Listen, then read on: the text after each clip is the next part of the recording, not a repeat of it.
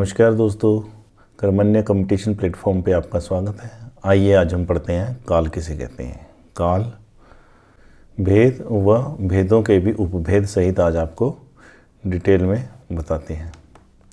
काल परिभाषा, क्रिया के जिस रूप से कार्य के होने या करने के समय का बोध हो, हमें समय का पता चले कि किस समय कार्य हुआ है, उसे जो है वो काल कहते हैं। क्या? क्रिया के जिस रूप से कार्य के होने के करने या होने का पता चले उसे काल कहते हैं। जैसे बच्चे खेल रहे हैं तो इसमें जो क्रिया है खेलने की, उसका हमें पता चल रहा है कि ये अभी हो रही है या हो चुकी है।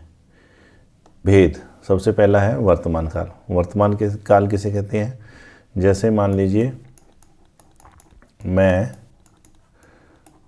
पढ़ता हूँ, ये क्या है हमारा वर्तमान काल। उसके बाद है भूतकाल, जैसे मैंने एक पाठ पढ़ा, ये हमारा क्या है भूतकाल।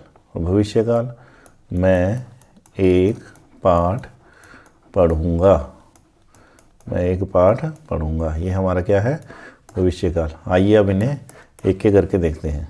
सबसे पहले वर्तमान काल, क्रिया के जिस रूप से, क्रिया के जिस रूप से हमें वर्तमान में होने के समय का बोध हो कि वो जो क्रिया है वह वर्तमान में हो रही है, तो हम उसे क्या कहेंगे वर्तमान काल। जैसे राधा नाच रही है,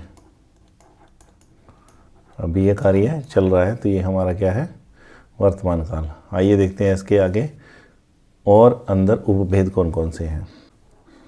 सबसे पहला है सामान्य वर्तमान काल, अर्थात सामान्य वर्तमान काल, जैसे मान लीजिए जो क्रियाएं हर रोज़ होती हैं, जो क्रियाएं हर रोज़ प्रतिदिन होती हैं, उन्हें जो है वो सामान्य वर्तमान काल में रखा जाता है। जैसे सूर्य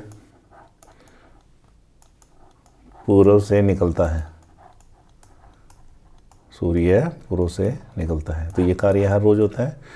बच्चे प्रतिदिन स्कूल जाते हैं, तो इस प्रकार के जो वाक्य हैं वो वर्तमान काल में आते हैं। फिर इसका दूसरा भेद है अपूर्ण वर्तमान काल। अपूर्ण वर्तमान काल अर्थात वहाँ पर जो है वो क्रिया पूर्ण नहीं हुई है। जैसे बच्चे स्कूल जा रहे हैं, जैसे बच्चे स्कूल जा रहे हैं, अभी वो पहुँचे नहीं है, ये कार्य अभी चल रहा है, अपूर्ण है, पूरी नहीं हुई है वर्तमान की काल की क्रिया, इसलिए ये अपूर्ण वर्तमान काल है। तीसरा है पूर्ण वर्तमान काल, अर्थात यहाँ पर जो है वो क्रिया वर्तमान काल में पूर्णता की ओर है। जैसे वह आया है, पिता ने खाना खाया है, यानी कि जो वर्तमान में क्रिया चल रही थी वो अभी अभी पूर्ण हुई है। ऐसे वाक्य जो है वो पूर्ण वर्तमान काल में होंगे। उससे आगे है संदिग्ध वर्तमान काल, अर्थात यहाँ पर क्रिया की होने की संदिग्धता है कि क्रिया हो रही है या नहीं हो रही। जैसे पिता खेत जोत रहे होंगे, यानी कि ये कार्य अभी वर्तमान में चल रहा है, भविष्य में नहीं, इस समय वो जोत रहे हैं, लेकिन ये पता नहीं है कि वो जोत रहे हैं कि नहीं, संदिग्ध है। इसलिए ऐसे जो वाक्य हैं वो संदिग्ध वर्तमान काल में माने जाते हैं। अगला है तात्कालिक वर्तमान काल, अर्थात क्रिया के जिस रूप से यह पता चले कि कार्य वर्तमान में चल रहा है, तत्काल चल रहा है। जैसे मैं पढ़ा रहा हूँ, ये कार्य अभी जो पढ़ाने का काम है वर्तमान काल में अभी चल रहा है, तो इस प्रकार के वाक्य जो है वो तात्कालिक वर्तमान काल में के भेद कहे जाते हैं। अब देखते हैं संभाव्य वर्तमान काल को, अर्थात क्या है वर्तमान काल में क्रिया की संभावना है। क्या है संभावना? जैसे शायद वह बाजार से लौटा हो, शायद वह बाजार से लौटा हो। यानी ये काम हो वर्तमान में रहा है लेकिन इसकी संभावना है। यहाँ पर संदिग्धता है कि लौटा होगा, इस समय वो खा रहा होगा। यहाँ पर क्रिया की पूर्णता है, यहाँ क्रिया की अपूर्णता है और यहाँ पर सामान्य है। और यहाँ पर जो है वो तत्कालिक क्रिया चल रही है, जैसे मैं पढ़ा रहा हूँ। यहाँ संभावना है। भूतकाल, क्रिया के जिस रूप से हमें यह पता चले कि क्रिया जो है वो हो चुकी है, क्रिया हो चुकी है, वहाँ पर हम जो है वो भूतकाल का प्रयोग करते हैं। जैसे राधा खेल कर सो गई, अर्थात ये कार्य, ये क्रिया जो है वो पूर्ण हो चुकी है। आइए जानते हैं भूतकाल के भेदों के बारे में। भूतकाल का पहला भेद है सामान्य भूतकाल, अर्थात जिसमें सामान्यतः क्रिया समाप्त हो जाती है। जैसे मैंने भोजन खाया, मैंने मैच देखा, मैंने कार्य पूरा किया। उसके बाद है आसन्न भूत। आसन्न मतलब नज़दीक, अभी अभी, जहाँ पर पता चले कि अभी अभी क्रिया जो है वो पूर्ण हुई है, अभी अभी क्रिया पूर्ण हुई है। जैसे अध्यापिका अभी पढ़ाकर आई है, यानी अभी भी कार्य पूरा हुआ है। बच्ची सोकर उठी है। उससे अगला भेद है पूर्ण भूतकाल, अर्थात यहाँ पर पूरी तरीके से जो है वो क्रिया जो है वो समाप्त हो चुकी है। जैसे राम ने रावण को मारा, जैसे अंग्रेजों ने भारत पर शासन किया। ये सब क्या है? पूर्ण भूतकाल के उदाहरण हैं। अगला है अपूर्ण भूतकाल। अपूर्ण भूतकाल अर्थात जिसमें जो है वो भूतकाल की क्रिया पूर्ण ना हुई हो। जैसे सुरेश गीत गा रहा था, जैसे भारत व पाकिस्तान का मैच चल रहा था। इस प्रकार की क्रियाएं जो पूरी नहीं हुई हैं वो भूतकाल में अपूर्ण भूतकाल की क्रियाएं कहलाती हैं। उससे अगला भेद है संदिग्ध भूतकाल। संदिग्ध मतलब संदेह, जहाँ पर भूतकाल की क्रिया में संदेह हो। जैसे तू गया होगा, बस छूट गई होगी, भारत मैच जीत गया होगा। यानी कि ये क्रिया तो हो चुकी है लेकिन संदेह है।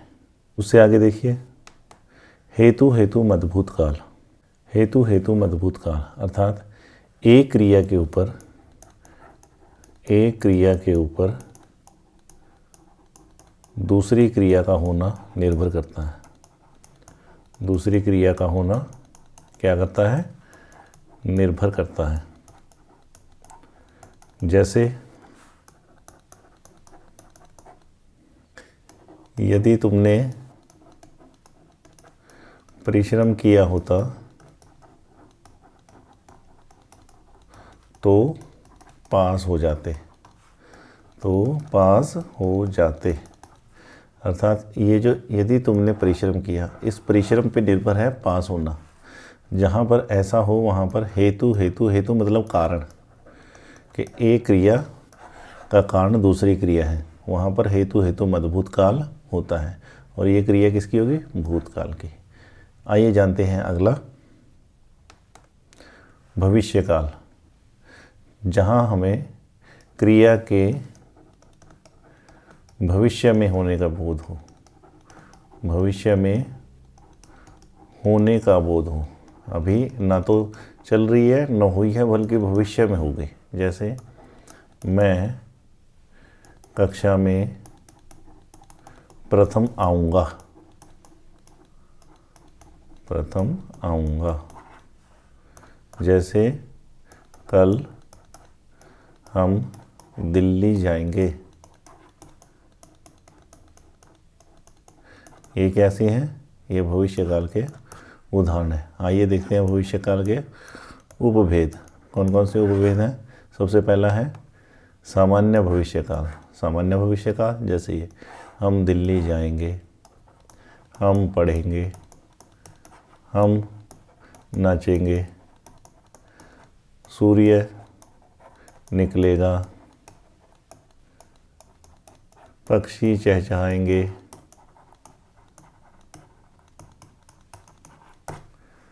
उससे अगला भेद है संभाव्य भविष्यकाल, अर्थात यहाँ पर क्या होगी? संभावना। क्या होगी? संभावना। क्या होगी? संभावना। जैसे शायद चोर पकड़ा जाए, शायद चोर पकड़ा जाए। यहाँ पर पकड़े जाने की क्या है? संभावना। और क्रिया किस में होगी? भविष्यकाल में, अभी नहीं, पकड़ा जाए। शायद कल बारिश हो जाए, बारिश हो जाए। अगला भेद है हेतु हेतु मजबूत, अर्थात यहाँ पर भी हेतु मतलब कारण। यहाँ पर एक क्रिया दूसरी क्रिया का क्या बनेगी? कारण। जैसे वह आए तो मैं जाऊं,